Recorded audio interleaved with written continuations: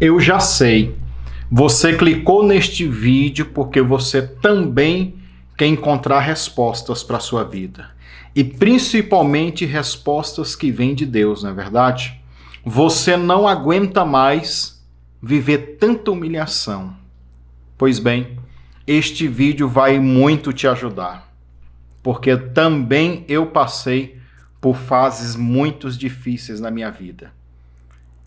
Como eu venci? Eu quero te mostrar agora, através de uma ministração, de uma palestra muito edificante. O que você tem que fazer é ficar até o final deste vídeo, assisti-lo, porque no final desse vídeo eu convido você para entrar num desafio de fé juntamente comigo. Esse desafio eu ficarei 10 dias de oração e jejum só na água, viu? Para tirar você de todo o vale da humilhação. Deus ele tem me revelado, me mostrado o vale dos humilhados. Como eu venci, como eu saí de lá. Como Deus tem me abençoado ao longo de todos esses anos. Canal no YouTube, muitos seguidores no Facebook. Muitas bênçãos eu tenho vivido. E eu quero te revelar isso, te mostrar. Não se esqueça de marcar o seu joinha, o seu gostei, de compartilhar com as pessoas esse vídeo e ficar até o final. Abra o seu coração porque Deus vai falar com você poderosamente. Eu sou o pastor Eliseu Lustosa. Assista então essa palestra, essa ministração e seja transformado. Sente-se, fique à vontade e glória a Deus, aleluias. Que bom você estar aqui hoje, presencialmente. Que bom você estar aqui também juntamente conosco, através desse vídeo.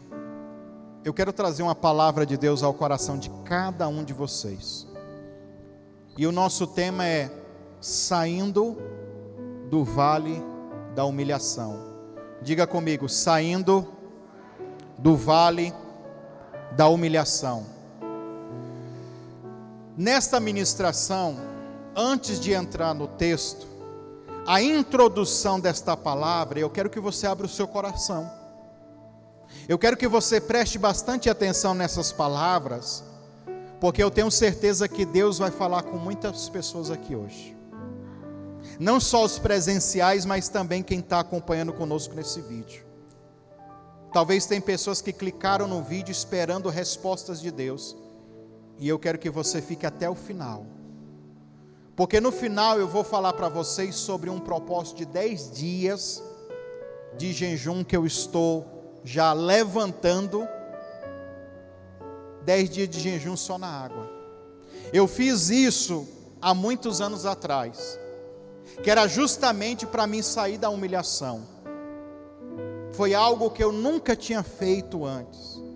E além do jejum, na época, nós levantamos uma oferta de sacrifício. E eu quero falar sobre isso. E o que isso impactou a minha vida. O que isso trouxe de mudança para mim. Eu lembro que na época também, algumas pessoas, eu chamei eles, até os pastores da onde que eu estava na igreja. Algumas pessoas não deram créditos. E outras pessoas entraram no propósito. E eu vi gente recebendo bênçãos. Desta vez, eu tenho certeza que haverá grandes milagres na vida de cada um. Então, por favor, abra o seu coração, preste bastante atenção no que eu vou lhe falar. Eu vou começar com a introdução, contando para vocês um pouco do que aconteceu. A introdução vai ser um pouco do que aconteceu na minha vida em relação à humilhação. E depois eu entro dentro da palavra para aprofundar isso daqui. Muito mais do que uma palavra de autoajuda, isso daqui para você vai ser uma revelação de Deus. Tá? E você seja impelido pelo Espírito hoje a entrar conosco nessa batalha. Amém? Eu vou começar dizendo o seguinte. Eu orei 7 anos. Quantos anos? Eu orei 7 anos para casar, irmão. Sabia disso? 7 anos de crente na igreja, subindo monte, descendo monte, chorando. Porque eu acreditava que aquela humilhação na vida amorosa que eu não tinha vivido. Porque no mundão, a gente ficava com um, ficava com o outro. Quando eu vim para a igreja, eu aprendi sobre santificação e santidade. Sobre procurar uma pessoa de Deus. E isso então foi marcante na minha vida. Então eu queria a pessoa que era de Deus. Aí eu fui para a oração, para o jejum. 7 anos depois de oração, eu venço essa humilhação. Casei com a pastora Cleise, que vocês conhecem. Amém? Pensando comigo, agora eu venci a humilhação na vida amorosa. Entrei em outro problema. Um vale terrível, irmão. De humilhação financeira, que não é que veio por causa do casamento, é porque já estava estabelecido na minha casa e na minha família. Era algo que já vinha dos meus pais, você está entendendo? Se eu fosse contar toda a minha história aqui, realmente, dos meus pais, da família, era muito tempo.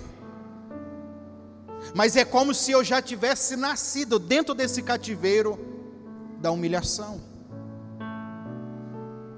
Experimentei a pobreza, eu já contei aqui para vocês que eu morei em casa de adobe, aquele tijolo de saibo que o meu pai construiu.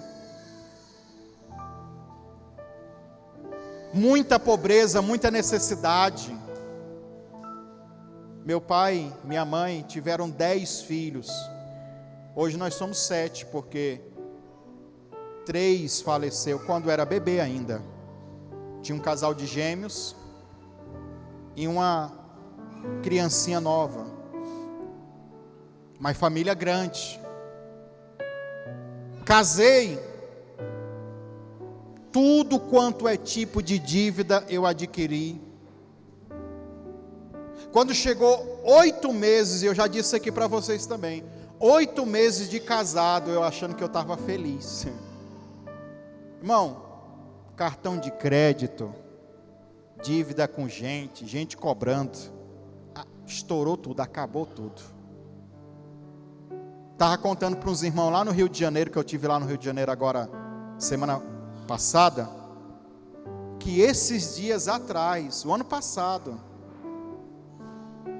eu recebi proposta de banco para pagar a dívida daquela época. Pague com 90%. Já viu isso? Pois é. Para você ver o nível de humilhação que eu estava.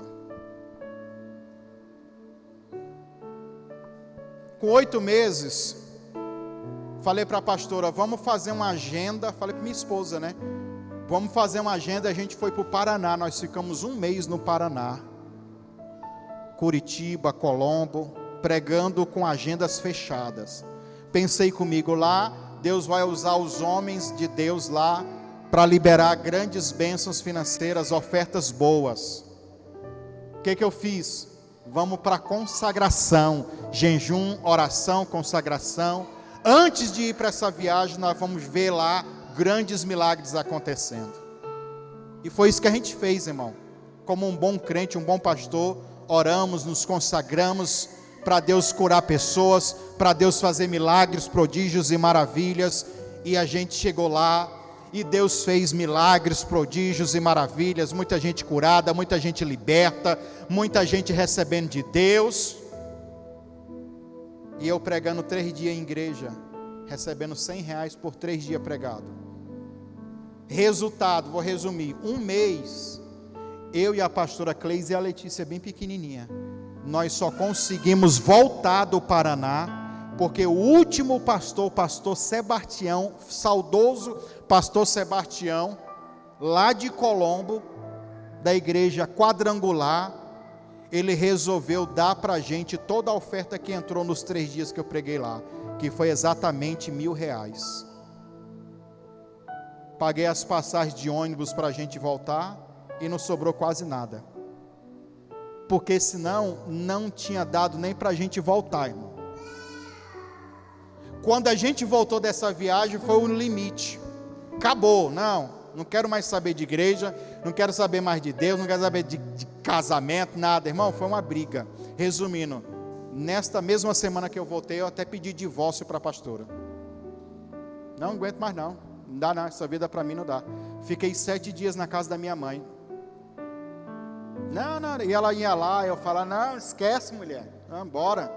Toca a sua vida, toca o seu barco. Irmão, lascado, como diz o nordestino. Lascado. 7 dias depois, caiu aquela ficha. Eu falei, mas meu Deus do céu. Eu sou um pastor, sou um homem de Deus. Vou aceitar o diabo destruir com o meu casamento, com a minha vida? Não é assim que resolve as coisas. Resultado, nós nos reconciliamos e fizemos um acordo de paz para nunca mais brigar. Porque o motivo da nossa briga a princípio foi o financeiro. Falei para ela, pois bem, nunca mais a gente briga por causa de dinheiro. O seu dinheiro é meu, o meu é seu, pronto e acabou.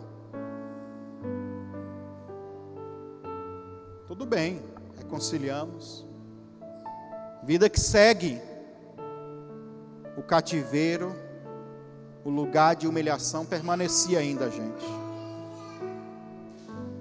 Tentando com igrejas, com pastores, com obreiros, nada dava certo, irmão. O fim da gota foi quando eu tive que sair da igreja da minha mãe, que era onde eu congregava junto com a pastora Cleise, eu era pastor lá. Sabe por que eu saí da igreja da minha mãe? Porque ficou difícil para ela e ficou difícil para a gente financeiramente. Irmão, tinha culto que eu morava lá no Veracruz, que é na saída de Trindade, e a igreja no Parque Amazônia, já aqui perto de Aparecida de Goiânia. Nós saíamos de lá do extremo, às vezes quando tinha trânsito, era 45 minutos, 1 hora para chegar na igreja, de carro. Quando chovia, inundava a ponte lá e não tinha como passar. Ou se a gente estivesse na igreja e chovesse, era perigoso nós não conseguir entrar no bairro. A gente morando lá, irmãos, chegou o nível de eu ficar devendo 6 mil reais de aluguel. Quantos mil? Sabe quanto que era o aluguel? 700 reais. Eu fiquei devendo 6 mil junto com a pastora. A mulher era crente e só ligava para humilhar a gente. Era crente a dona de lá. Sabia que a gente era pastores. Mas ela não queria saber, queria receber e estava certa. Mas ela estava errada de humilhar a gente. A pastora, quando ligava, quando o telefone tocava, ela já ficava com tremedeira já. Porque sabia que vinha pancada. A mulher não alisava não, irmão. Humilhação, irmão. Pobreza. Carro velho, nós somos expert. Os meninos riam antigamente, né? Quando a gente chegava lá na igreja ou na casa da minha mãe, eles sabiam que a gente estava chegando, que o escapamento do carro era furado, parecia um helicóptero. Eliseu está chegando aí. Irmão, eu comprei pneu de carro de 17 reais. Você tem noção do que é um pneu de carro de 17 reais? Porque nós estávamos vindo para a igreja e o pneu do carro furou, nós não tinha dinheiro para comprar nem aqueles remold. Que remold, irmão? Remold era o luxo. Comprava só aqueles que já estavam no final da vida também. Se passasse na pedra, furava. Eu já andava com pneu reserva já, porque era eu descendo do carro toda hora para trocar pneu. Vale, irmão, prova, humilhação continuamente. Aí eu tive que sair lá da igreja da minha mãe, porque não dava. Tinha culto que ela fazia o culto lá, dava 30 reais de oferta. Ela ficava com 20, às vezes me dava 10. Nós colocava 5 de gasolina e 5 reais para comprar carne no outro dia. Vivi assim, foi muitos anos, irmão. Derrota, irmão. Derrota. Fracasso. Espiritualmente, 100%, lógico. Como um bom crente, 100%. Espiritualmente, me chamava para expulsar demônio, eu estava lá. era cura, era milagres, era libertações assim poderosas. Naquela época nós estávamos num mover de avivamento, de milagre, de cura, de libertação assim espetacular. Mas ministerialmente e financeiramente no vale dos humilhados. Chegou uma hora que a gente não aguentou, porque eu saí da igreja da minha mãe, fui para uma outra igreja com a proposta de um pastor me ajudar. No primeiro dia que eu cheguei nessa igreja, o pastor chegou lá, reuniu os obreiros, está aqui o pastor Eliseu, está aqui a pastora Cleise, sua filha, eles estão aqui, a partir de hoje vai nos ajudar, vai nos servir aqui. Isso para os obreiros, né? E ainda falou assim, ó, e o pastor Eliseu está com uns probleminhas aí. E aí ele contou os probleminhas. Eu estava com energia e com a água cortada, irmão, e sem comida em casa. Ele falou isso na frente dos obreiros todos. Eu falei, irmão, quem já está lascado? Aí vocês sabem como é que eu sou, às vezes, nordestino bem-humorado, né? E eu já aproveitei que o pastor falou isso e eu falei, irmãos, e vocês criem vergonha e abram a carteira e me dêem uma oferta boa aí, por favor. Já levei para o lado da brincadeira, mas aquilo dói. Porque está expondo. Aí você é um pastor, você é um homem de Deus, você expulsa demônio, você cura enfermo, você faz... Mas parece que para você não funciona. Resumindo, nós ficamos 1 ano nessa igreja. E tinha dia que eu tinha que esperar o pastor me dar R$20 para mim ir embora para casa. E às vezes ele não dava. E a gente ia sem ele dar, orando, Senhor, multiplica essa gasolina, que ela chegue até lá, e a gente ia orando assim. Lá na igreja dele, uns meses antes da gente sair desse ministério que a gente ficou, foi lá que eu levantei esse propósito. E eu estava numas pregações loucas, irmão, doida, falando sobre o reino. O reino de Deus é manifestado à força. Eu lembro que eu preguei muito sobre Moisés. Ou você abre o mar vermelho, pega o cajado e abre esse mar vermelho, o faraó vem aqui nas suas costas e te mata. Ou você manifesta o reino de Deus, ou você morre. Eu pregava era desse tipo. Eu pregava o reino falando de Jesus na multiplicação dos pães. Eu pregava o reino e falava de Jesus sobre a água que era transformada em vinho. Dizia, Jesus, ele era tão sobrenatural que nem precisava de dinheiro, ele transformava a água em vinho. Eram esses níveis de palavra. E eu comecei a pregar tanto que isso começou a chocar eu. Nossa, mas eu prego tanto reino, sobrenatural, milagre. E aí eu comecei a chegar nesse nível de entendimento. E aí, ou manifesto o reino de Deus, ou o faraó vai me matar. Falei para a pastora, chega de humilhação, não dá mais. Eu já tinha feito jejum de 3 dias só na água, de 7 dias era comum, eu fazia direto. Altares de 7 horas de oração, a gente já fazia. Uma vez eu fiz um de 12, só eu e a pastora. Quando eu estava na igreja da minha mãe ainda, eu levantei uma campanha lá e chamei os obreiros. No final só estava eu e a Cleise. Nós oramos 12 horas sem sair de dentro da igreja, sem parar. A gente não faz o de 7 horas, nós fizemos de 12 uma vez. Quantos altares, quantos sacrifícios, quantas coisas, mas a gota d'água foi esse jejum. Falei, nós já fez 7 dias, não fez? Agora nós vamos fazer 10. E se a gente cair duro para trás e morrer no 10º dia? Morreu, vai para o céu. Pelo menos nós se livra desse vale. Pelo menos nós sai dessa perturbação. E foi isso que a gente fez. Eu lembro que eu chamei alguns pastores, líderes, os crentes que tinha lá na igreja. Você não quer? Bora jejuar. Bora. Não posso jejuar. Lança uma oferta, então vamos junto. Quase ninguém deu moral para a gente, porque os obreiros e os pastores estavam ligados em outra coisa. conectado em outra coisa. Com muito custo, nós fizemos esse jejum. No quinto dia, a pastora Cleise passou tanto mal. Aguenta, mulher. Se tu morrer, vai falando para Deus lá, para me tirar desse vale também. Passou mal demais. Eu, quando cheguei no 8º dia, eu estava também muito ruim já. Mas eu falei, eu vou, chega lá. Oferta, não tinha, irmão. Não tinha dinheiro de nada. Nós demos aquilo que nem nós tinha. Sacrificamos assim para sacrificar mesmo. Mas resultado, aquela humilhação começou a ir embora.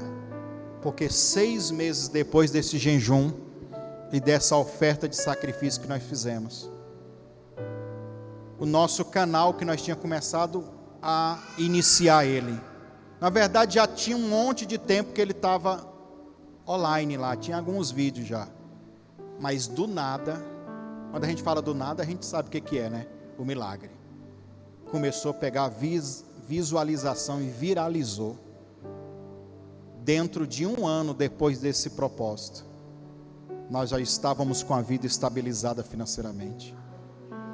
A pastora Cleise recebeu umas outras bênçãos. Irmão, se você ter a noção, eu chegava na casa da minha sogra, hoje é uma bênção, viu? Ela perguntava para mim, Eliseu, você já começou a trabalhar? Pergunta ela para você ver. Eu sou pastor, aí. Pois é, mas você não vai trabalhar não? Eu trabalho aí. Fazendo o quê? Igreja, pregações, esboço, estudo, orando pelo povo. Ganho o quê? O que eles me dão. Aí ela via a nossa vida, derrota, irmão. Não acreditava. Então toda vez que eu chegava lá, ela perguntava se eu tinha arrumado um emprego. Imagina, irmão. Mas eu sempre digo aqui, aquilo que não mata você, vai te fortalecer. Tenha certeza disso. A gente rompeu com a humilhação. E tem rompido, na verdade, né? Porque ainda não aconteceu tudo o que a gente está colocando diante de Deus. Mas aquele nível que a gente vivia, nem se compara. Eu tive um sonho, naquela época que eu estava lá na igreja da minha mãe. Eu levava e buscava, deixava na casa dele e buscava o irmão Manuel. O irmão Manuel foi o primeiro membro que o meu pai teve quando foi lá para a igreja no Parque Amazonas, há quase 30 anos atrás. Ele era o primeiro lá, foi o primeiro membro. E ele se tornou o membro mais fiel. Morreu lá, praticamente. Fiel, gente boa, ofertava, dizimava. Ele me conheceu, eu era criancinha. Depois eu me tornei o pastor dele. Ele viu a minha caminhada, conheceu toda a minha vida e depois até me recebeu como pastor dele. E eu e a pastora Cleise ia buscar ele e deixar ele todos os dias na casa dele. Eu poderia contar com qualquer outra pessoa, mas quando falar irmão Manuel, pode ter certeza, ali quando ele dava a palavra, pronto, acabou. Era aquele que podia contar com ele para tudo. No final da vida dele, ele tinha perdido a visão, porque ele sofreu um acidente e perdeu a visão, e ele andava de bengala. Por isso que a gente ia buscar ele de carro e deixar ele todo dia de culto. Gente boa. Ele tinha lido a Bíblia 34 vezes. No final da vida dele, ele estava cego. Ele gostava de ouvir eu pregar, porque eu prego muito, sempre preguei muito, eu citava muitos versículos. E como ele não podia mais ler a Bíblia, ele ouvia eu falando aqui e ele respondendo ali, ó. Porque ele sabia de Bíblia assim, ó. Leu a Bíblia 34 vezes, irmão, estudava. Quando eu conversava com ele, ele falava assim para mim, Eliseu, o maior prazer que eu tinha era de ter a oportunidade de ler a Bíblia. Eu tive um sonho com o irmão Manuel, na época da humilhação. E nesse sonho, diz que eu estava andando em um determinado lugar e começava a chover. Irmão, mas chover com relâmpago, com trovão, aquela chuva pesada, não sabe? De longe eu vi o irmão Manuel com a bengala dele, tentando andar, e caiu. Eu fui correndo para ajudar ele. Falei, irmão Manuel, o que o senhor está fazendo aqui? Quando eu fui para me curvar, para me ajudar ele pegou a bengala e começou a querer tacar aquela bengala em mim, e começou a me xingar e me humilhar. E eu, não, irmão Manuel, sou eu, pastor Eliseu, quero lhe ajudar aqui, para o senhor não, né? Ele se levantou ali, irado, irritado.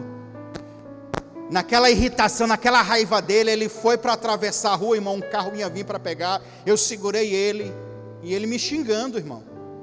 E eu falei, eu não posso deixar o irmão Manuel chegar em casa do jeito que ele está aqui, ele vai acontecer o pior com ele. Irmão, no sonho era eu guiando ele, tentando ajudar ele, ele me humilhando, me xingando de tudo quanto é nome, de tudo quanto é tipo de coisa, de vagabundo, de pastorzinho, de não sei o que, um monte de palavrão. No final do sonho, quando ele eu falei, está chegando ali a casa dele. Eu falo assim, vai com Deus, irmão Manuel, Deus abençoe o senhor, tá? Aí que ele soltou mais palavrões ainda. Não volta aqui mais não, xingou tudo. Acordei daquele sonho atribulado. Meu Deus do céu. É muita humilhação. Até eu lembro que eu contei para o pessoal lá na casa da minha mãe. 2 semanas depois desse sonho, estava lá no Vera Cruz, nesse bairro lá, aqui na saída de Trindade, ajudando uma pastora, e Deus usava ela muito, como usa, né, ainda. Pastora, faz uma oração aqui por nós, que a gente não está bem não. Quando ela colocou a mão sobre minha cabeça, ela começou a orar. Exu da humilhação, ela começou a falar. Você está com seus dias contados. Você vai sair da vida do pastor Eliseu. Você vai sair do ministério. E começou a liberar palavras proféticas ali. Nós choramos muito, muito, muito, muito. Quando a gente levantou daquela oração, ela falou, pastor, Deus me mostrava aqui, ainda falou para Cleis, eu via vocês ajudando muitas famílias, mas muitas famílias sendo beneficiadas por vocês. Eu vi vocês distribuindo cestas básicas para as pessoas carentes. Eu falava, eu? Tem nem comida em casa? Naquela época, né? Lascado como tá. Ah, nunca. Mas eu não esqueci daquela entidade que ela falou, o Exu da humilhação. E como ela foi feiticeira e macumbeira antes de aceitar Jesus, ela sabia do que ela estava falando. Juntei o sonho com essa revelação e tudo que nós estávamos vivendo. Fomos ir para o jejum. Entramos nesse jejum e falamos, definitivamente eu quero sair dessa humilhação financeira e ministerial. E foi o que a gente fez nesse jejum. É o que a gente está gerando agora para a vida de outras pessoas que querem entrar conosco nesse propósito. Eu quero que você preste atenção, para a gente ficar mais didático e dinâmico, e como está sendo gravado, qualquer coisa vocês aqui da igreja depois assistem lá com mais calma, aí pega os textos, lê, porque para a gente ganhar tempo. Eu pensei em muitas histórias para retratar, para entrar dentro da Bíblia, para falar de humilhação, tem muitas. Mas a história de Gideão, ela me impacta. E eu quero falar para você de Gideão, que viveu junto com todo Israel 7 anos de humilhação. 7 anos sendo roubados,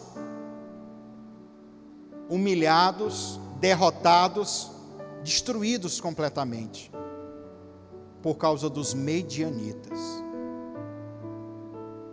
E Deus levanta esse caboclo chamado Gideão, para fazer a diferença.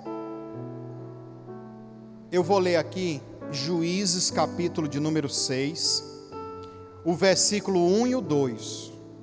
E eu quero que você preste atenção nessa leitura, que diz assim, ó: porém, os filhos de Israel fizeram o que era mal aos olhos do Senhor, e o Senhor os deu nas mãos dos medianitas por 7 anos. E prevalecendo a mão dos medianitas sobre Israel, fizeram os filhos de Israel para si, por causa dos medianitas. Então eles, olha irmãos, olha o povo de Israel, foram morar em covas, no alto dos montes, nas cavernas e fortificações, por causa dos medianitas. A opressão deles era tanta sobre Israel, que eles foram morar em buracos. Eles ficavam morando dentro dos buracos, escondidos dos medianitas, porque todos os anos, na época da colheita, em que época? Da colheita, os medianitas vinham e roubavam eles. A batalha espiritual, preste atenção no que eu vou lhe falar, a batalha espiritual muitas vezes ela é estratégica, sabia? Que época que os medianitas vinham atacar eles? Na época da colheita. Tem muita gente sendo visitada por demônios na época de colher o melhor. Pastor, eu dei o mó duro. Pastor, eu trabalhei que nem um condenado. Mas na hora que o milagre ia acontecer, na hora que eu ia receber a bênção, perdi. Roubaram. Aconteceu algo. Na hora eu sofri um ataque. Não sei o que aconteceu. Tem coisas que acontecem assim ou não, irmãos. E isso é para todas as áreas da nossa vida. Existem ataques espirituais que o diabo já determinou o dia, porque ele sabe quando é que o fluxo de bênção vai vir sobre você. Então ele já prepara o ataque. Eles vinham e atacavam Israel na época da colheita, que era para justamente tomar o que eles tinham. Preste atenção. Por que eu coloquei esses 2 versículos? Porque eu quero que você entenda uma coisa. Por que Israel ficou 7 anos nas mãos dos medianitas? O próprio texto vai dizer, diga assim comigo: e os filhos de Israel fizeram o que era mal aos olhos do Senhor. O motivo está aqui. Porém, quando a gente lê o texto e não tem profundidade, a gente acha que Deus, por exemplo, a Bíblia não diz aqui que Deus deu o povo dele nas mãos dos medianitas. A gente olha assim e acha que Deus é um carrasco, que Deus é ruim. Deus deu o povo dele na mão dos inimigos. Mas não é assim que funcionam as coisas. A palavra mal, e fizeram o que era mal aos olhos do Senhor. A palavra mal no hebraico é a palavra raá, que significa desagradável, significa algo maligno, algo cruel, algo perverso. Eles fizeram algo cruel, maligno, perverso e desagradável ao Senhor, aos olhos do Senhor. E eu não sei se você sabe, mas existem coisas que ferem o coração de Deus, sabia?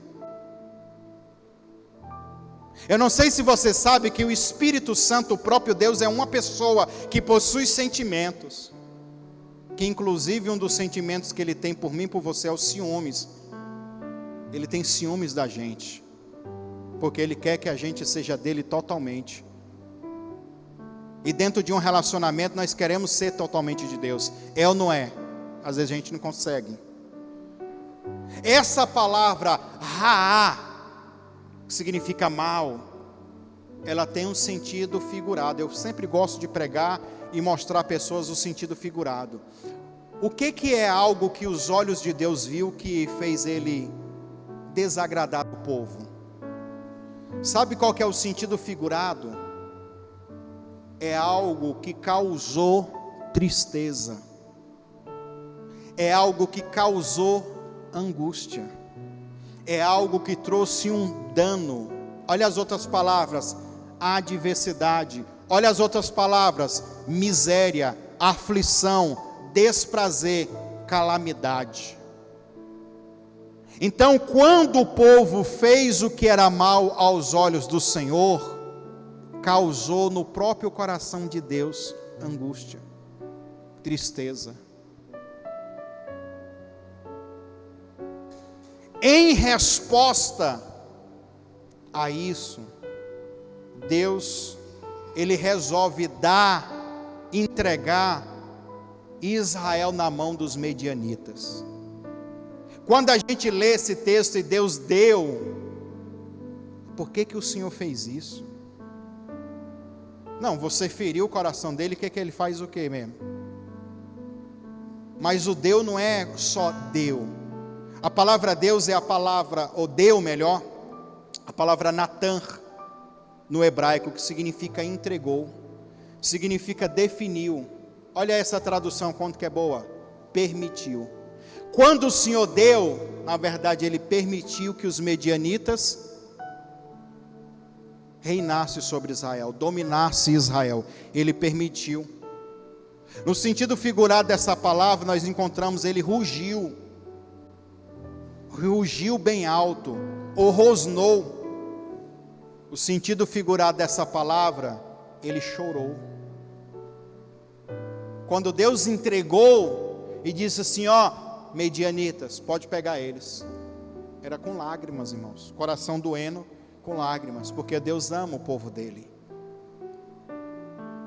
Sabe o que significa deu? Concedeu um pedido. Quando fala conceder um pedido, e você se pergunta: quem é que pediu para Deus entregar Israel para os medianitas? E talvez você esquece do mundo espiritual.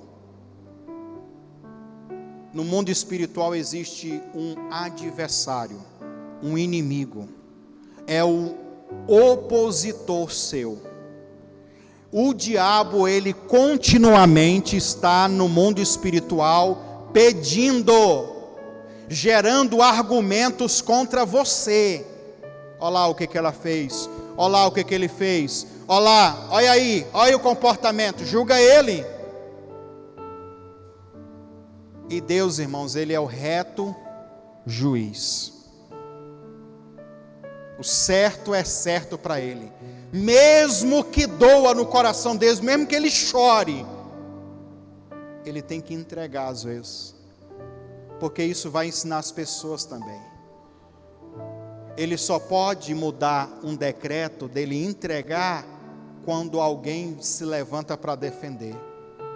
Então eu estou te explicando como é que funciona o mundo espiritual. O seu inimigo te pede: não, eu quero ele, eu quero uma enfermidade nele, eu quero que ele fique no vale dos humilhados, sim. Se você não faz nada, se você não busca, se você na verdade está fazendo é o contrário, é entristecendo o coração de Deus, machucando o coração de Deus, olha o que acontece. Durante esse período de 7 anos, o versículo 6 do capítulo 6 diz o seguinte: e Israel empobreceu muito pela presença dos medianitas. Então os filhos de Israel clamaram ao Senhor. A minha revolta é: por que eles demoraram tantos anos? 7 anos, irmão, não é muito, não é? Para algumas pessoas. E deixa eu te falar, quando eu falo de número, 7 anos, é muito, não é? 7 anos de sofrimento, 7 anos você empobrecendo e ficando lascado cada vez mais. Se for um problema na vida amorosa, 7 anos, problema. Foi uma enfermidade de 7 anos lutando contra isso, pastor. Quando eu falo de uma vez só, parece muito. Mas existe um monte de pessoas, irmãos, que já estão há 10, há 15, há 20 anos, e parece que nem perceberam que o tempo passou. E pior, alguns se acostumaram já. Alguns já absolveram isso como a identidade. Eu sou mesmo lascado, eu sou humilhado mesmo. Então, deixa a vida me levar. Por que eles demoraram 7 anos para aclamar o Senhor? É gente passiva, gente preguiçosa, gente que tem que chegar no limite. E eu digo para você, eu conheço gente que chega no limite, morre e não clama o Senhor. Tem muitos. 7 anos, a palavra empobreceu, é a palavra hebraica dalal, definhou, desvaneceu. 7 anos, travou, enfraqueceu, foi trago para baixo. Israel foi trago para baixo. Trazer para baixo significa ser humilhado, viu? 7 anos, empobreceu. Outras traduções diz, foi abatido, foi esvaziado, secou, murchou, ficou magro, fracassou. Durante 7 anos eles fracassaram, secaram, perderam tudo. Por causa do quê? Da presença dos medianitas que os humilhavam. 7 anos. Aí, 7 anos eles clamaram ao Senhor. Eu tenho a palavra, diga comigo, Zaak. É fácil de falar. A palavra Zaak, clamaram. Sabe o que significa o clamor? Clamor significa gritaram. E muitas vezes na tradução do original nós encontramos gritaram de angústia ou de perigo. Isso mostra o nível emocional que Israel estava. 7 anos, eles gritaram de tanta angústia. Eles gritaram porque estavam em perigo, tá? Essa palavra Zaak também significa choraram. Eles gritaram com lágrima, com choro. Significa também lamentaram. Significa chamaram a Deus. Reuniram-se, outras traduções, e até mesmo reclamaram. O pior é esse, né? Chorando na luta, na derrota, fazendo o que era mal aos olhos do Senhor, feriram o coração de Deus, e na hora de clamar, ao invés de clamar para pedir socorro, clamam reclamação. Preste bem atenção. A palavra Zaak, o sentido figurado da palavra é: fizeram um apelo de socorro. Eles apelaram, irmão. Sabe o que você precisa para romper com a humilhação? Apelar. Você tem que fazer isso aqui, ó, clamar, lamentar, chorar, fazer uma apelação diante do Senhor e dizer: ó, eu não quero mais isso. É importante você saber disso, irmão, porque isso são ferramentas para você vencer. Mas aí eu sei que tem pessoas nesse exato momento dizendo: pastor, e eu que já clamei, e eu que já chorei, e eu que não tenho nem mais lágrima para chorar, e eu que já fiz isso. E aí começa aquela lista religiosa de coisas. Deixa eu dizer para você, para vencer a humilhação, não basta clamar, viu? Eu conheço um monte de crente que está clamando, mas não move um dedo, como a gente diz, uma palha, não faz nada, a não ser reclamar. Eles querem que Deus faça milagres. Nós vamos ver isso aqui agora. Porque Gideão, irmão, Ele não estava lá dentro da caverna, dentro das covas, clamando, chorando, lamuriando, com angústia, fazendo apelação, só. Além dele clamar, dele fazer essa apelação, ele tem o que a gente fala, ação. Diga assim comigo: para o milagre acontecer, existe uma ação correspondente. Não adianta, irmão, você vir aqui fazer uma campanha de oração, se você não vai ter ação para tomar posse daquele milagre. Você está careca de ouvir falar, pastor, ora por mim, para Deus abrir a porta de emprego, se você não vai mandar currículo, se você não vai provocar, se você no outro dia não ligar. Pastor, eu quero vender muito, eu quero muitos clientes, cadê os clientes? Vai atrás. O que Deus garante? Deus garante que quando você for atrás, quando você buscar, a porta vai abrir, o milagre vai acontecer. Tem que ter uma ação correspondente. Aí eu tenho uma causa judicial, você está olhando a causa, você está conversando com os advogados, você está falando com o juiz, você está movendo a coisa, ou você fica paradão, só esperando, na passividade, enquanto isso os medianitas vêm e pá! Sabe o que Gideão fez, irmão? O que eu e você devemos fazer para romper com a humilhação? Você quer saber? Nem que eu morra.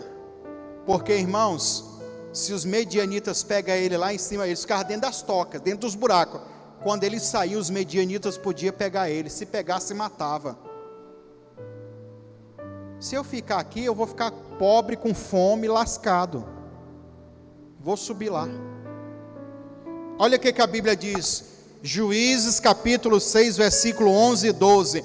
Então o anjo do Senhor veio. Inclusive o anjo do Senhor veio por causa que Deus enviou um profeta para profetizar em resposta ao clamor do povo, tá? O clamor do povo fez o mundo espiritual se voltar para eles. O próprio Deus se voltou para eles. Mas não adianta só o clamor, não adianta só Deus se voltar para eles, tem que ter a ação correspondente. Quem está me entendendo, diga amém. Sabe o que eles fizeram? Olha o que a palavra vai dizer. E assentou-se debaixo do carvalho o anjo do Senhor, que está em Ofra, que pertencia a Joás e Bezirrita. E Gideão, seu filho, estava malhando o trigo no lagar. Todo mundo sabe que o lagar não é lugar de malhar o trigo. Lagar é o lugar onde se pisava uvas. Ele pegou o trigo e colocou onde se pisava a uva e estava malhando o trigo lá para tentar fazer alguma coisa. Ele estava malhando o trigo no lagar. Olha o propósito: para salvar dos medianitas. Ele deu um jeito, irmão. Ele montou uma estratégia. Se eu ficar lá no lagar, eu posso levar uma porção menor de trigo, mas eu vou estar lá bem escondidinho, e pelo menos esse pouco aqui, eles não vão roubar, e se me pegar, não tem nada não. Mas a estratégia dele, a Bíblia diz assim, que ele estava malhando o trigo no lagar para salvar dos medianitas. Aí eu fui no original e procurei a palavra salvar, é a palavra nus no hebraico, que significa esconder, que significa ocultar, que significa escapar, que significa fugir e colocar a salvo. Ele estava malhando o trigo no lagar para fugir dos medianitas, irmão. Essa atitude, esta ação, fez os olhos do Senhor voltar para ele. Essa estratégia pequena, minúscula dele de malhar trigo no lagar, poderia ser usada por Deus, para ele viver um milagre que viveu, e não só ele, todo Israel. O anjo viu ele fazendo aquilo, rapaz, esse cara está aqui, esse cara é doido, está correndo perigo, mas ele está aqui malhando trigo no lagar, eu vou chegar para perto dele e vou conversar com ele. Eu anotei aqui uma frase: um estrategista, ele tem uma mentalidade e uma ação diferente. Mesmo que ele esteja correndo risco, ele bola sempre uma ideia. Ele estava lá malhando trigo no lagar. Isso mostra que ele tinha uma estratégia. Mostra que ele não era daqueles covardes que estavam lá escondidos e passivos, não queriam mais enfrentar os medianitas. Ele diz: eu vou dar um jeito. Não adianta, irmão, você achar que Deus vai fazer tudo. Preste bem atenção. O anjo se voltou para ele, e todo mundo sabe, e disse assim: Gideão, varão valoroso. Varão o quê? A palavra valoroso é a palavra gibor no hebraico. Gibor. Sabe o que significa valoroso ou gibor? Forte, poderoso, campeão, herói, guerreiro valente. Ele estava malhando trigo no lagar, para fugir dos medianitas, se escondendo, se ocultando. Uma estratégia ele montou. O anjo chega para ele e diz: tu é um herói. O anjo chega para ele e diz: você é um campeão. O anjo chega para ele e diz: você é um guerreiro valente. E ele diz: o quê? Eu sou um lascado da vida. Eu sou o menor da casa do meu pai, e a casa do meu pai, entre as famílias, é a mais pobre de todas. Eu sou o lascado dos lascados. Não sou. Diga assim comigo: ele tinha uma identidade. Só que Deus via outra nele, irmão. O anjo olhava para ele e via uma outra identidade que estava lá escondida dentro dele. Eu quero que através dessa palavra hoje, você olhe para dentro de si e veja que há dentro de você um potencial de Deus para você vencer. Você tem que enxergar isso dentro de você. Você tem que ver isso dentro de você, irmão. Eu sei que as condições da vida, eu sei que as situações que você está vivendo está dizendo que não, que você não é aquilo. Porque quando o anjo falou quem ele era de fato no espírito, ele não acreditou. Ele acreditava por causa que a realidade de Gideão era uma realidade de fracasso, de derrota. Então quando o anjo falou isso, quando o anjo confronta a identidade dele, ele não acredita. No fundo, ele tem uma atitude, mas ele não acredita. Nós temos que mudar essa realidade dentro de nós. Olhe para você. Do que você é capaz? Eu tenho certeza que tem pessoas que não sabem o que é capaz. Eu também sei que tem muitas coisas que eu não sou capaz de fazer agora. Mas se eu não sei fazer agora, eu posso aprender, eu posso receber estas habilidades, essas capacidades. O pior é aquele que não quer enxergar que tem o potencial dentro dele.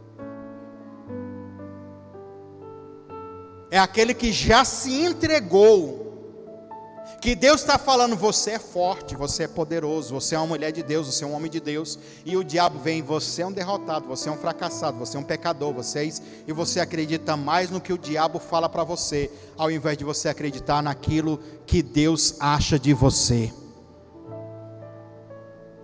Tem uma irmã que nós estamos trabalhando com libertação, que eu estou tentando convencer ela do quem ela é no espírito, não na carne, não na alma, mas está difícil, irmão, porque é tanta superstição, tanta maconha teológica na mente daquela pessoa, já está intoxicada de tanta rabugentice religiosa. Veio falar para mim que para o demônio sair dela, ela tem que ter o dom de línguas estranhas, porque é um certificado de que ela tem o Espírito Santo. Eu falei, não, isso é heresia. Que certificado? Quando você aceita Jesus, o Espírito Santo está dentro de você. Já falei isso para você 10.000 vezes. A pior condição de humilhação não é a condição física, financeira, emocional, espiritual.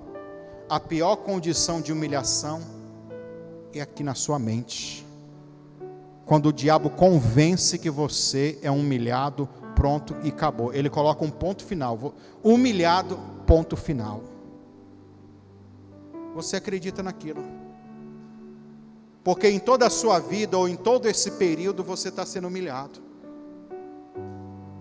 Eu não posso chegar aqui, irmão, e dizer para você que você não vai ser mais humilhado.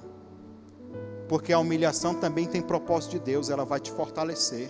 Ela vai te ensinar muita coisa.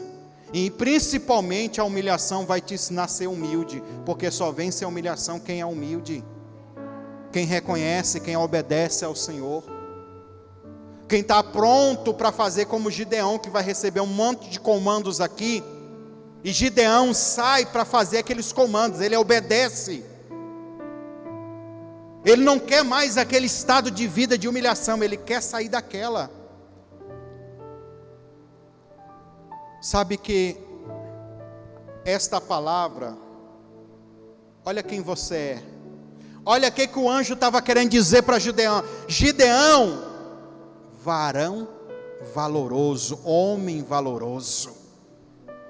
Sabe qual é o sentido figurado da palavra Gibor? Valente, valoroso, audacioso. Cadê os audaciosos no espírito? Cadê eles aqui? Tirano.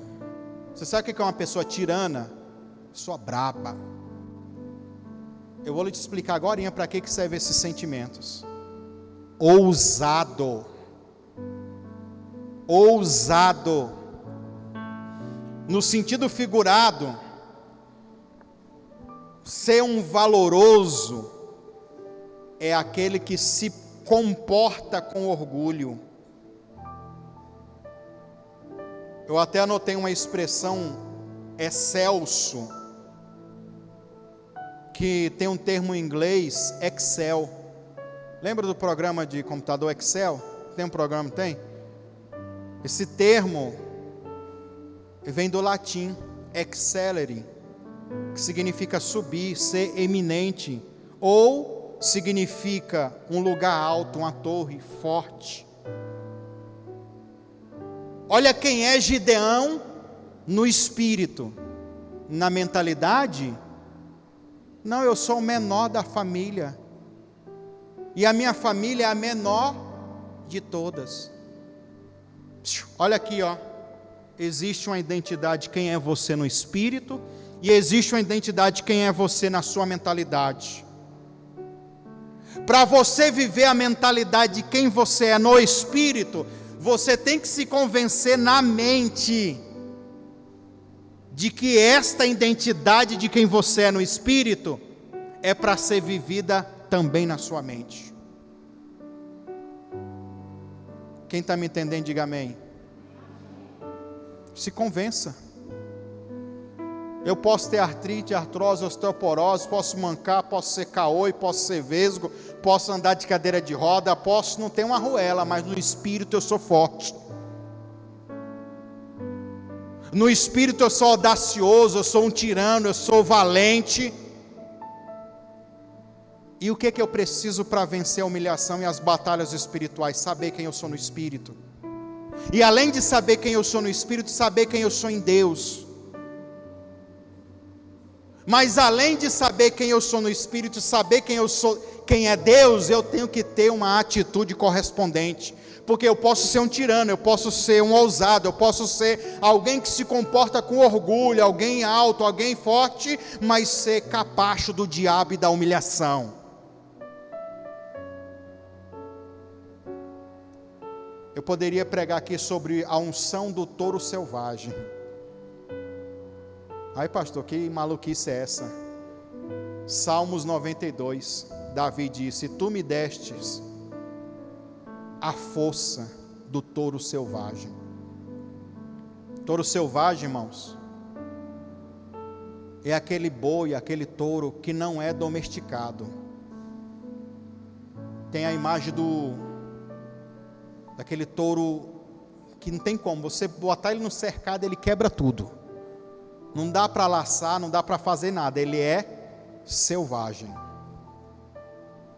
Mas eu conheço um monte de crente que é touro, forte, mas o diabo amansou eles. O diabo domesticou eles, dizendo: não, você não é o touro fortão, você é o bichinho de Jesus. Olha para o seu lado aí, vê se você encontra o touro selvagem ou o bichinho de Jesus. Tem a ovelhinha do bom pastor.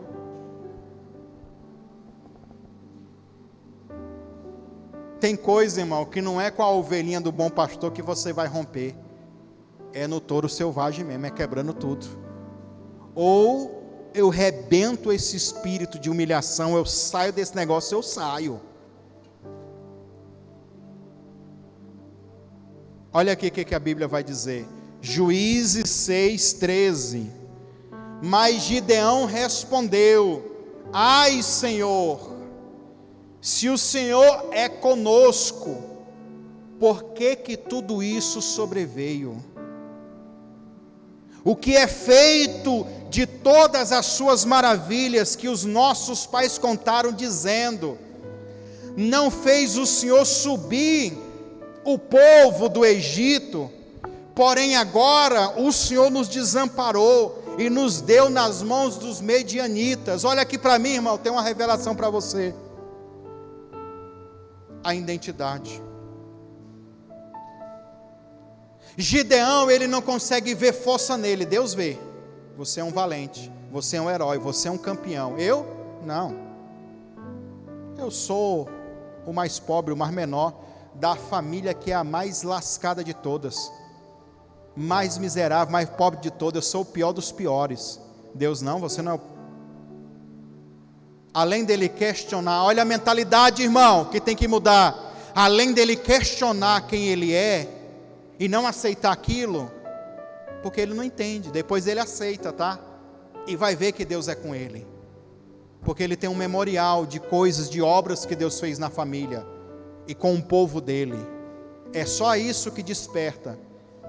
Mas olha, quando ele é questionado que ele é um valente e valoroso, ele questiona Deus do poder de Deus. Ele questiona Deus sobre a força de Deus. Ele está falando, Deus está me falando que eu sou forte, mas cadê a força de Deus? Aonde que ele questiona, pastor?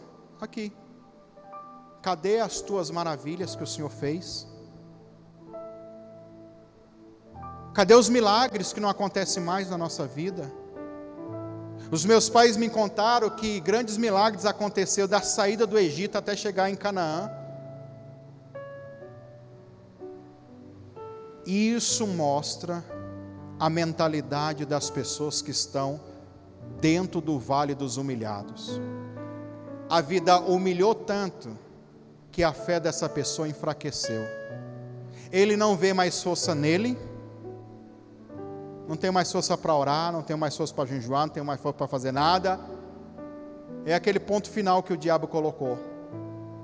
Além disso, ele questiona Deus. Cadê os milagres? Cadê os prodígios? Cadê as maravilhas? Eu não estou recebendo nada. E me desculpe, irmão, quem é que não já se fez essa pergunta? Eu já fiz várias vezes, em momentos difíceis na minha vida. Mas, Senhor, estou expulsando demônio, repreendendo, fazendo a tua obra, estou aqui lascado. O que está acontecendo? Cadê os milagres? Eu estou vendo milagre na vida dos outros, não vejo na minha? Mas eu descobri, irmão,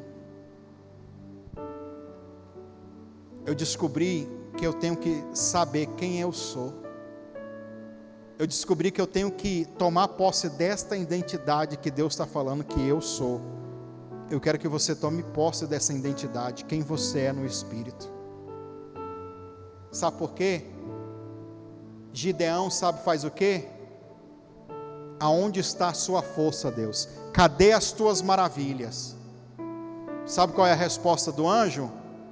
Vai nesta tua força. Que força? A palavra força é a palavra kaag. Significa habilidade, eficiência, capacidade humana. Gideão, sabe onde está a força? Não é em mim, eu já sou forte. Deus está querendo dizer assim, eu já sou forte. Eu estou dizendo que você é forte. Para mim operar a minha força, eu tenho que operar ela dentro de você. Você vai usar a sua força, a capacidade que você nasceu com ela. Você vai usar as suas habilidades, a sua capacitação. É aqui também que a gente faz uma pausa. Tem muita gente querendo viver muito milagre, muitas bênçãos, em níveis de bênção boas, mas não tem capacidade para nada, porque não se capacitaram, não se prepararam. Quando o anjo falou, vai nessa tua força, ele está falando da força humana, da eficiência, da habilidade humana. Porque você pode chegar para mim e falar, pastor, o senhor fez a campanha por mim, abriu-se a porta de emprego e quando eu fui trabalhar o cara me demitiu. Cadê Deus na minha vida? Eu vou lá e pergunto para o cara, por que você demitiu o irmão? Porque ele não tem capacidade nenhuma. Ele não se preparou. Nós temos que ter capacidade. Capacidade o Gideão adquiriu lá dentro da toca, escondido, ou ele foi malhar trigo no lagar, irmão?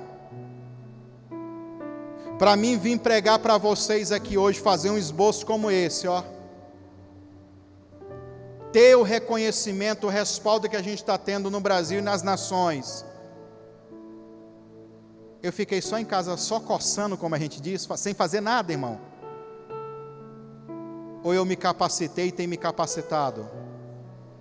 Então, é aí que está o segredo. O problema de muitos é que quer vencer a humilhação sem capacidade nenhuma, sem eficiência, sem força nenhuma, quer ficar olhando ao vento. Irmão, acorda, reage, sai dessa. Enquanto isso, os medianitas, os demônios estão destruindo a sua vida, e você está aí inerte. Pelo amor de Deus,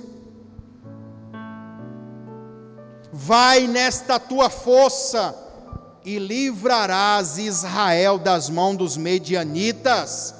Porventura não te enviei eu? Olha o que Deus está falando. Vai nessa tua força, na tua capacidade, na tua eficiência, porque eu estou te enviando. A palavra enviar é a palavra salak, dirigir. Eu estou te dirigindo.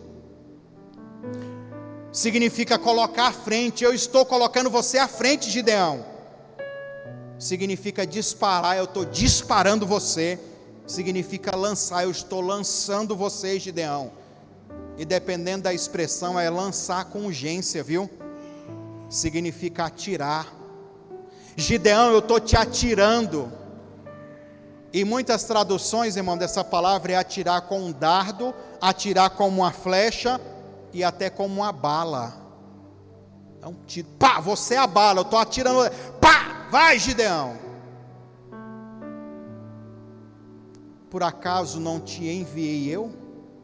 Enviar também significa impulsionar. Eu estou te impulsionando, Gideão. Gideão, bora! Aí, irmãos, pronto, quando falou isso, ele está comigo, ele me impulsiona. Eu tenho a minha habilidade, eu tenho a minha força, eu tenho a minha capacidade, ele quer me impulsionar, então nós demos certo, é agora que nós vamos. Sabe o que Deus disse? E o Senhor disse, portanto, eu hei de ser contigo, e tu ferirás os medianitas como se fosse um homem só. Pronto. Chegamos aqui na revelação. Olha o que Deus está colocando o nome dele em jogo, viu? Portanto, eu hei de ser contigo. O Senhor é contigo, irmão. Quando a gente estuda essa palavra, nós encontramos a expressão hebraica Ayar. Sabe o que significa Ayar? Eu serei. É a mesma palavra que nós encontramos quando Moisés foi chamado. Moisés perguntou para Deus: e quando as pessoas perguntar quem o Senhor é, o que eu vou dizer para eles? Você vai dizer para eles que eu sou o que eu sou. Aí todo mundo sabe que um dos nomes do Senhor é Eu Sou, ou o grande Eu Sou. Essa palavra, ou essa expressão hebraica, Ayar, eu sou contigo. Sabe o que é isso, irmão? Sabe o que é Deus falar para Gideão? Eu sou contigo. Eu torno a acontecer tudo. Eu faço existir tudo. Eu sou tudo.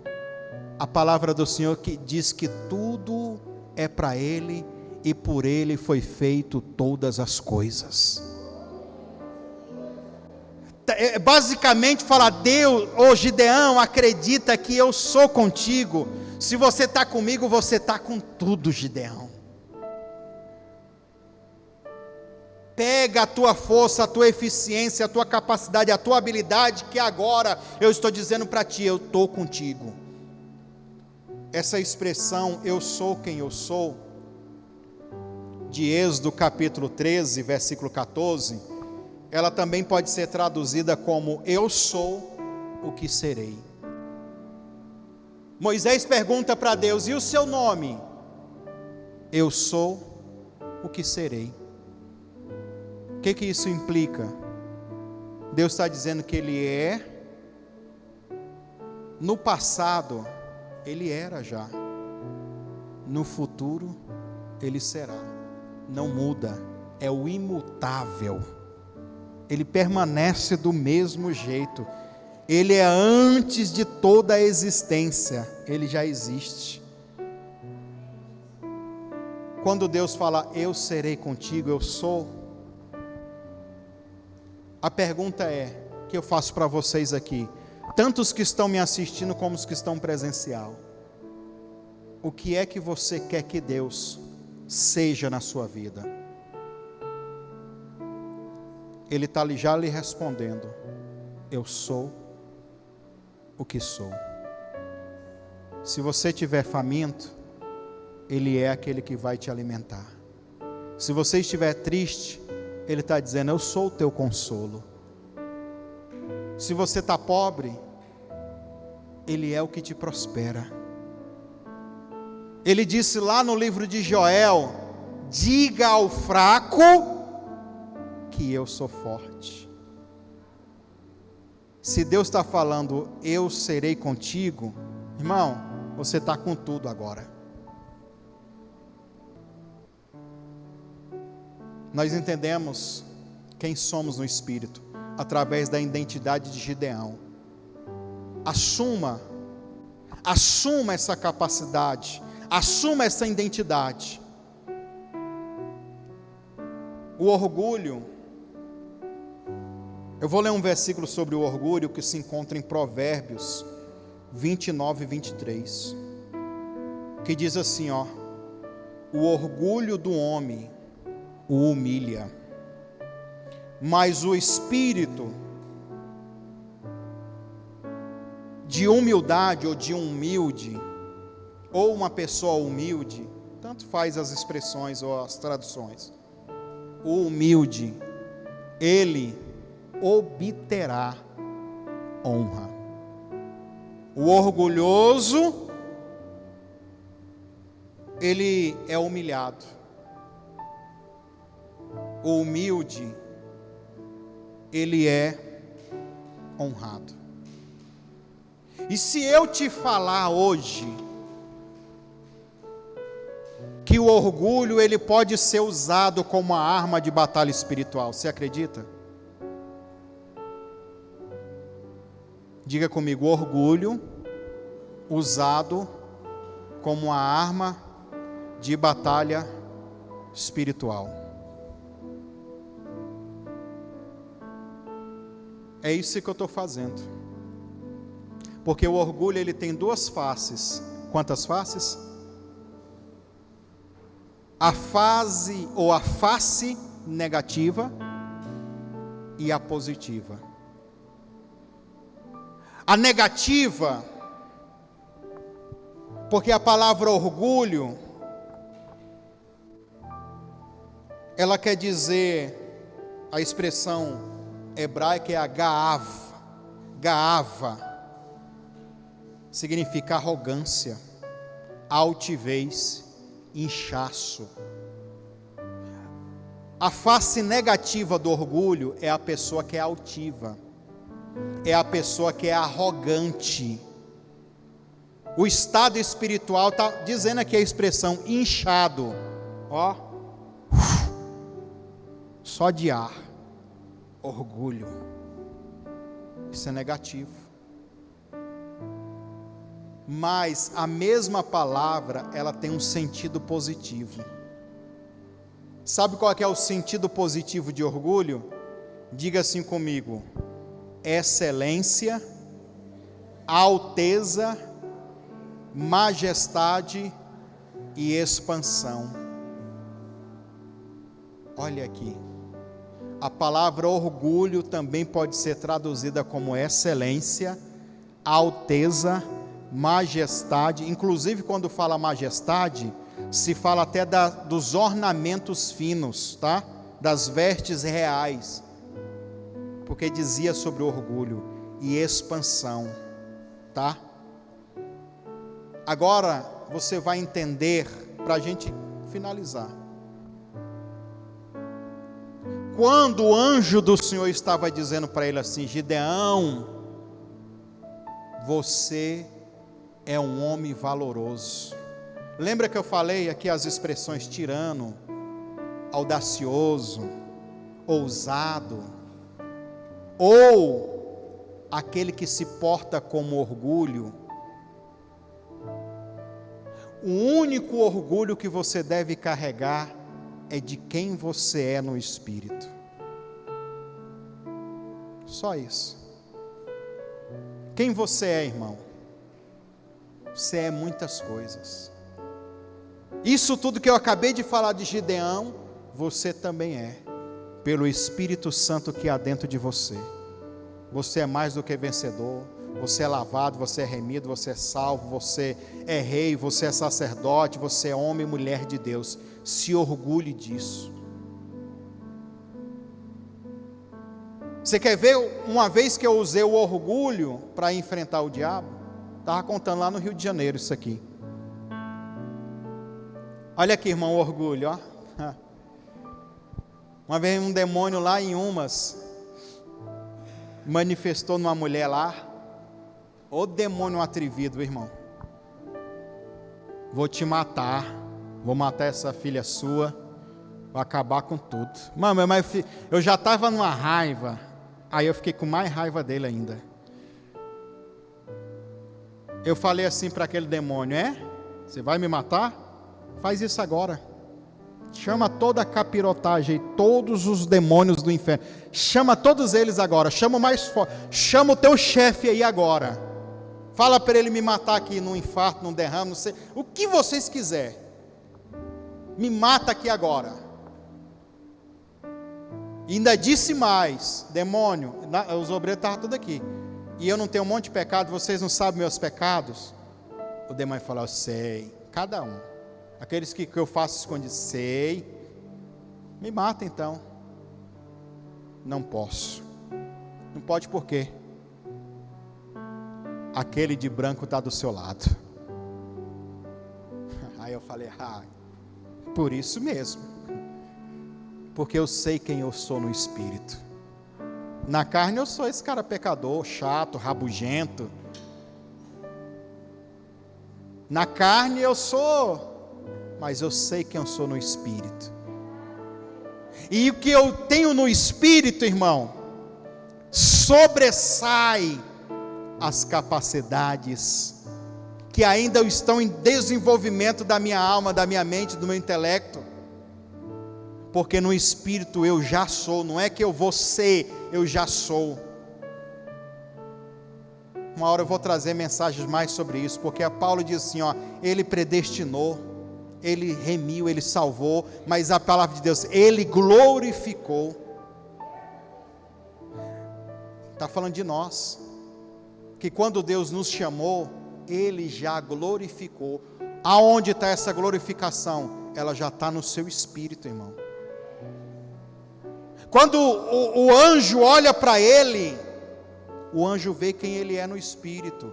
Ele está se vendo como ele é na carne. Ele está se vendo por causa da humilhação, de toda aquela tribulação. Ele se vê aqui. E muitas vezes isso fica ofuscado.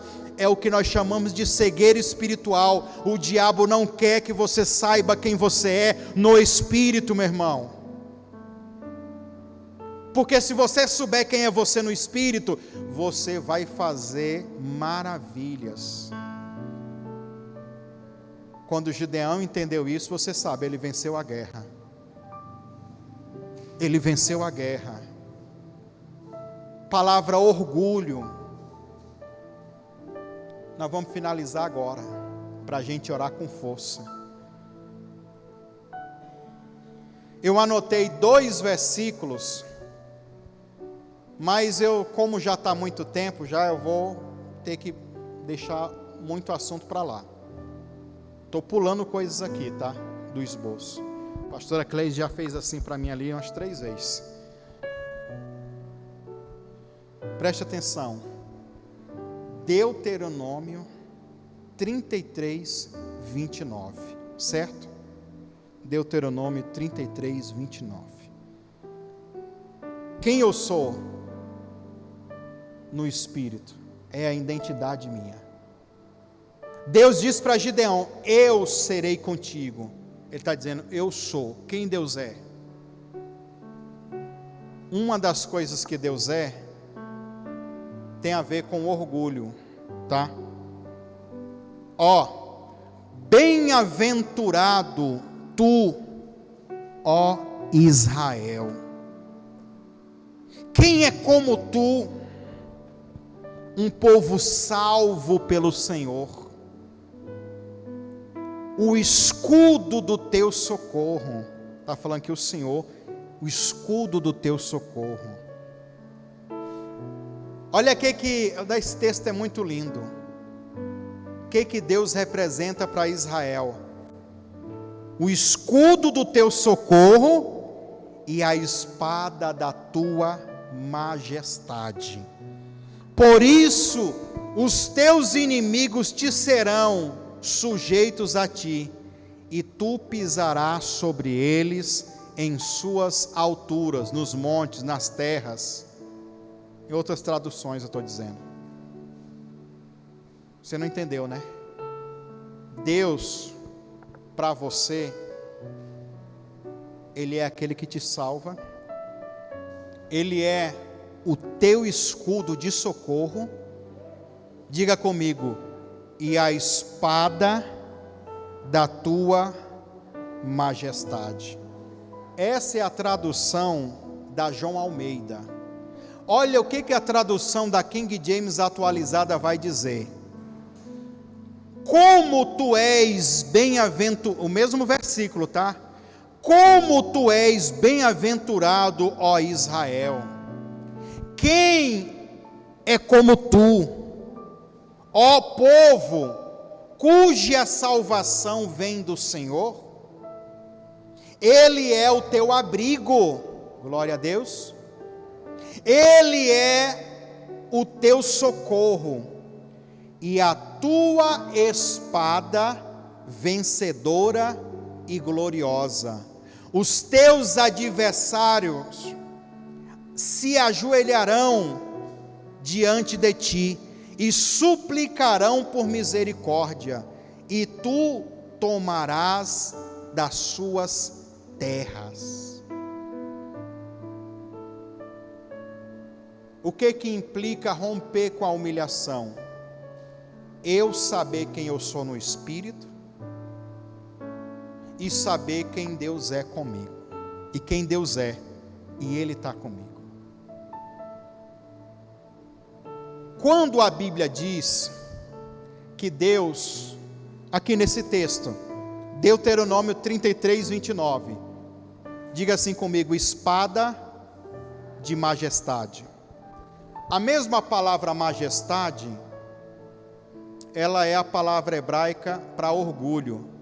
Diga assim: espada de orgulho. É o orgulho sendo usado como uma arma de batalha espiritual. E eu me orgulho em quem? Em mim?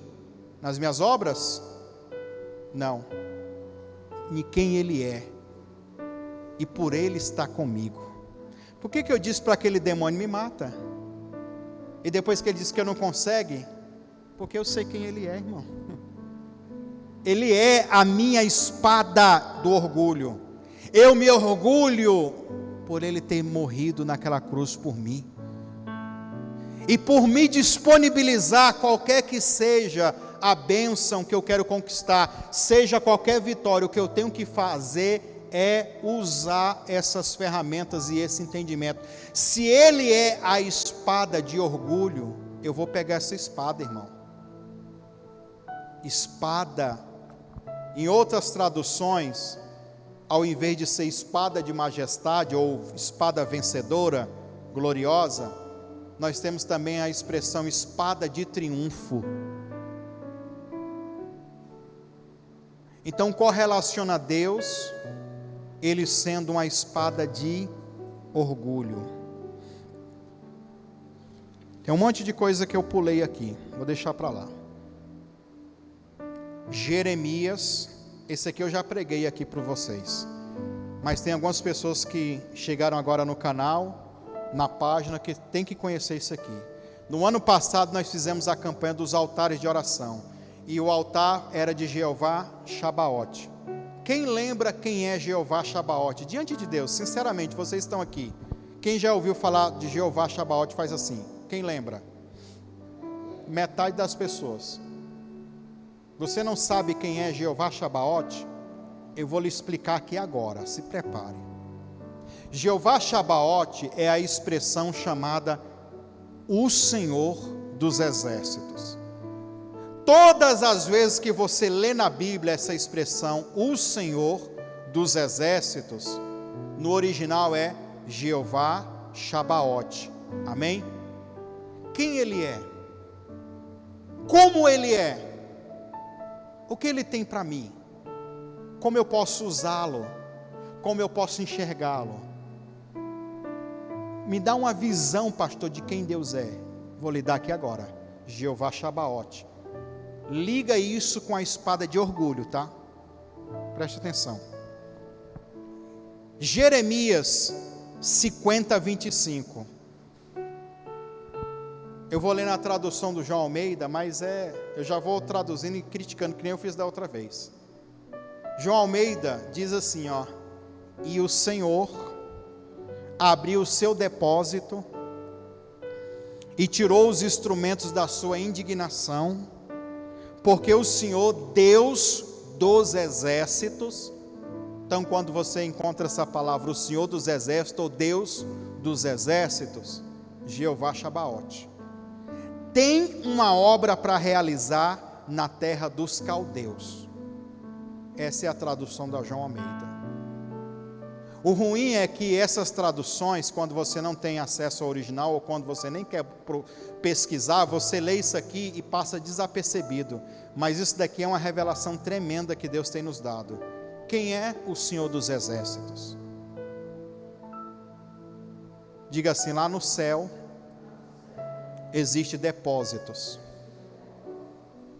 Eu já disse isso aqui várias vezes, em várias pregações. Quando a Bíblia diz lá em Malaquias 3, tragam as ofertas e os dízimos para a casa do tesouro. Existe uma casa do tesouro no céu, porque são réplicas de coisas aqui na terra. Lá no céu existe uma sala do tesouro, aonde tem um monte de riquezas que eu e você tomamos posse dessas bênçãos. Mas lá no céu também existe um depósito. A tradução aqui, depósito, é ruim. Na tradução da King James já explica melhor, que vai dizer assim, ó: e o Senhor abriu o seu arsenal. Arsenal não é um depósito, pastor? É um depósito. Mas um arsenal é um depósito de quê, irmão? A palavra hebraica é atzá. Arsenal é um depósito de armas. Vem da palavra otzá, armazém, tesouro, cofre, adega, depósito. Só que ele explica que é um depósito de armas. Por que o escritor já não falou, e o Senhor abriu o seu arsenal, depósito de armas? Aí, para completar, ainda diz assim, ó, e tirou os seus instrumentos. O que é instrumento para você, irmão? Tem um monte, não é? Instrumento de trabalho, instrumento de som, um violão. Por que ele não deixou logo explícito? Ele abriu o seu arsenal. A palavra instrumento é a expressão hebraica keli, que significa armas. São instrumentos? São. Arma é um instrumento? É, também. Mas por que ele já deixou logo explícito? Essa palavra keli significa armas.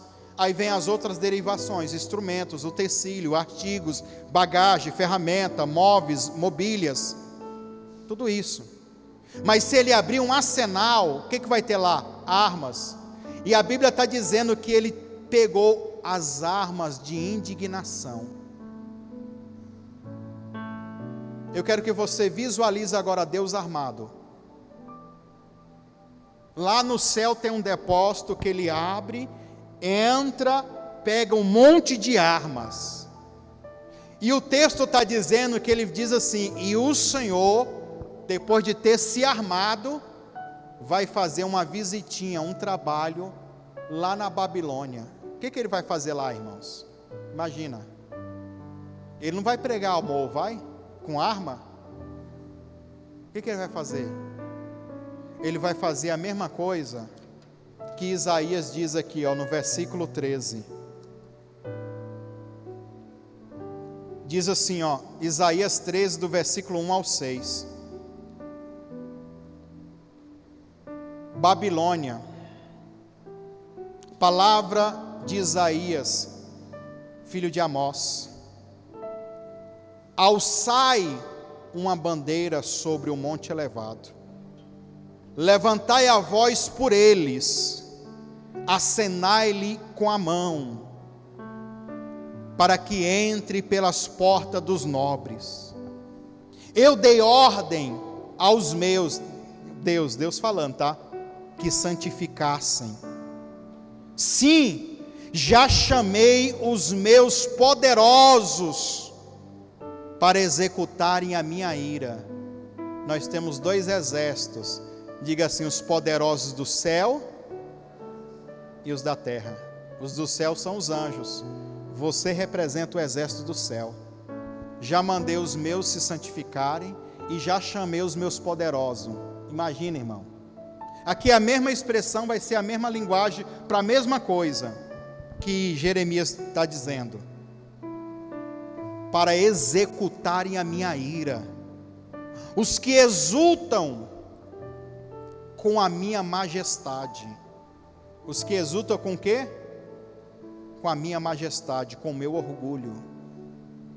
Outra palavra aqui, orgulho. Já se ouve a gritaria da multidão sobre os montes, como a de um povo muito grande. Olha uma palavra que os pentecostais que os pentecostais gostam, né, na verdade, de ouvir. o som do reboliço. Eita, vai ter reboliço de Deus, né? O som de reboliço dos reis das nações congregados. O Senhor dos exércitos passa em revista o exército de guerra. Imagina a pauleira que vai ser. Já vem de uma outra terra remota, desde a outra extremidade do céu, o Senhor e os seus instrumentos. Aí é de novo, né? O Senhor com as suas armas de indignação para destruir aquela terra. Clamai, pois o dia do Senhor está perto. Vem o Todo-Poderoso com assolação. Imagina, irmão, ele armado, cheio de arma, dizendo assim: eu já chamei os poderosos, já disse para o meu povo: santificai. Já se ouve som de reboliço, e a palavra reboliço aqui é Shaom. Diga comigo, Shaom. É som de tumulto, som de estrondo, som de rugido, rugido de águas, som de horror, som que causa medo. Só, irmão, ele, olha, imagina aqui ele vindo armado, ele com a espada de orgulho, vindo com os poderosos, tá? Eu quero que você monte essa cena na sua mente. Vindo com os poderosos, anjos poderosos, você no meio, santificai os santos, eu e você, nós. Imagina ele com você e você com ele, para uma guerra espiritual. Imagina, lá nas nações, no reino do diabo, nas trevas, já se ouve o som de reboliço. Sabe o que é som de reboliço? É som de medo, som de guerra, som da destruição. Sabe aquele som que dá medo em você? Nossa, tem algo destruindo, está vindo uma devastação, aqueles filmes que você assiste e você fica com medo. É Deus vindo. Eu fico pensando, é o inferno, quando você chama por Ele e fala assim: Deus, vem com os poderosos, vem armado, vem furioso. Diga assim comigo para finalizar: armas de indignação. O que é isso? Armas de indignação, que Isaías e Jeremias falou. A palavra indignação é a expressão hebraica Zaan ou Zahan, depende da pronúncia. Insolência, raiva, ira. O sentido figurado da palavra Zaan é estritamente espumando pela boca. Mais uma imagem de Deus. O que é espumar pela boca? É a pessoa que está com tanta raiva, que está aqui espumando no canto da boca dele, de tanta raiva. Esta é a imagem de Deus, Jeová Shabaoth.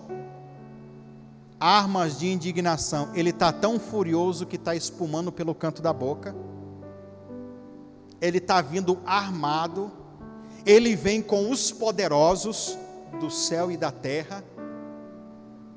E já se ouve som de reboliço, de destruição, de medo, de pânico, de morte. Irmão, ele vai vir e próprio Isaías está dizendo, e vai haver assolação.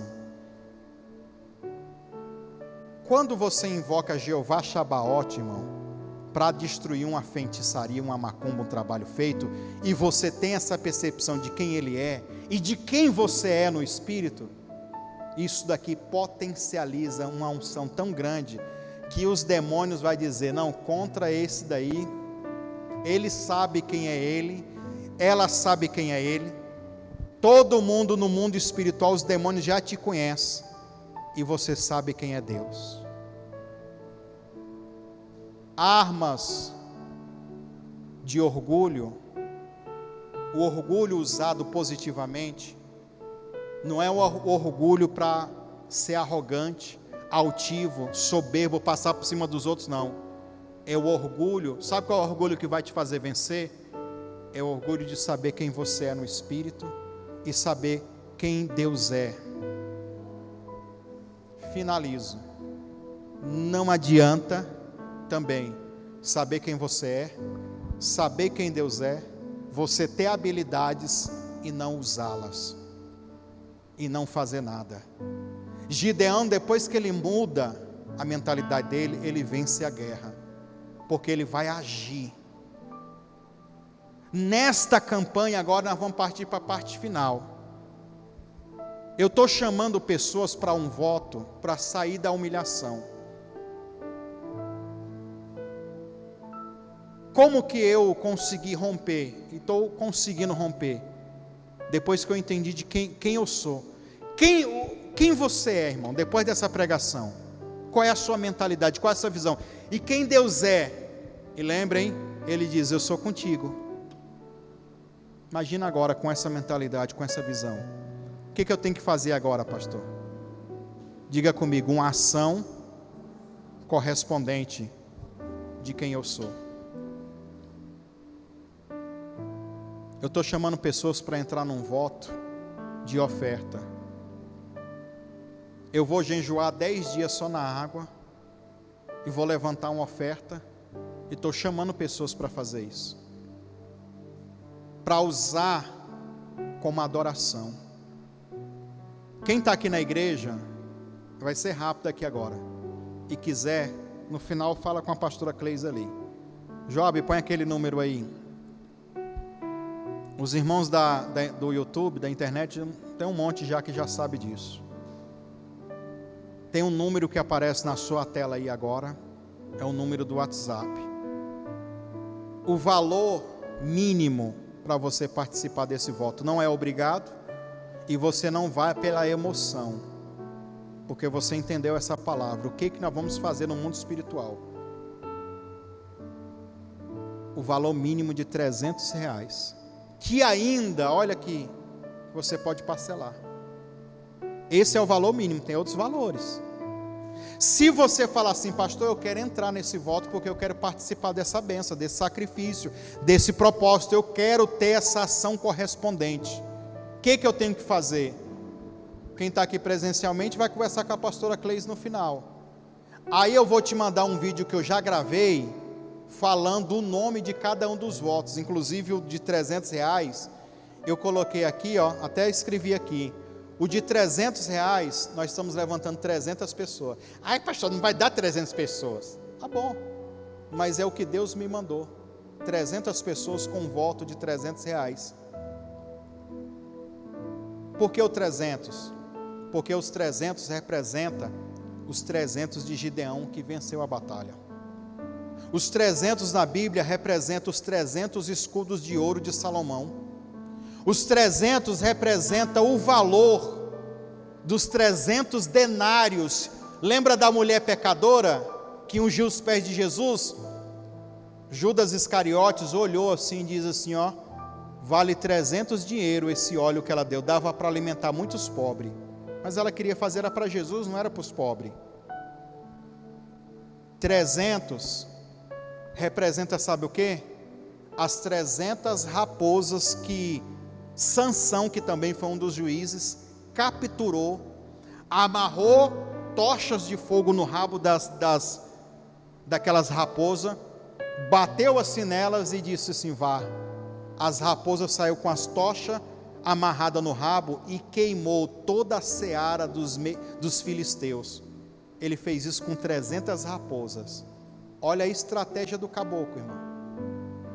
Ele faliu, o povo empobreceu com essa estratégia dele. Representa isso também. Cada uma das ofertas, dos valores que eu falo no vídeo, eu falo desses significados proféticos e espirituais. Quem está na internet, no YouTube, no Facebook, vai me mandar uma mensagem no WhatsApp escrita do jeito que está aí, que você está vendo o número. Voto, humilhação. Só essas duas palavras. Voto, humilhação. Manda para este número. Eu quero entrar, mas você saiba que o mínimo é isso. E você pode parcelar. Ah, não quero, não estou afim, não quero, esquece, deixa para lá. Viva a sua fé, continue buscando o Senhor, E que Deus abençoe você sempre na sua caminhada. Não tem problema algum. Eu estou dizendo algo que funcionou para mim. E que tem funcionado para milhares e milhões de pessoas. Não adianta eu saber quem eu sou. Não adianta saber quem Deus é. Eu tenho que ter uma atitude correspondente. E se Deus nos coloca aqui como Gideão, porque Gideão, ele ajudou a libertar todo o povo, através dele. Talvez hoje eu sou o Gideão, que estou convocando você para vencer. Quem sabe? Você que tem que discernir isso. Não vá pela emoção. Vamos se pôr de pé? Vamos orar?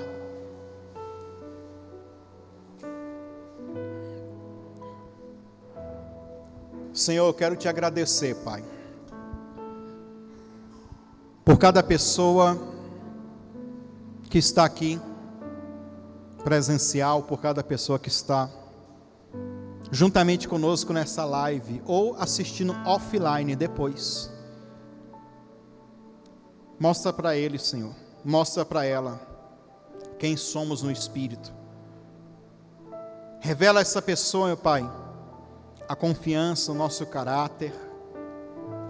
E se essa pessoa, meu Pai, foi chamada, recebeu a testificação no Espírito para entrar nesse propósito, desde já honra ele, honra ela.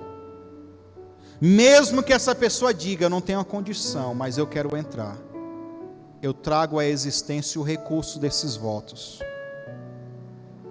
Eu sou, que o eu sou se manifeste agora, sendo a provisão dessa pessoa, sendo a resposta para essa pessoa, para a atitude correspondente do milagre.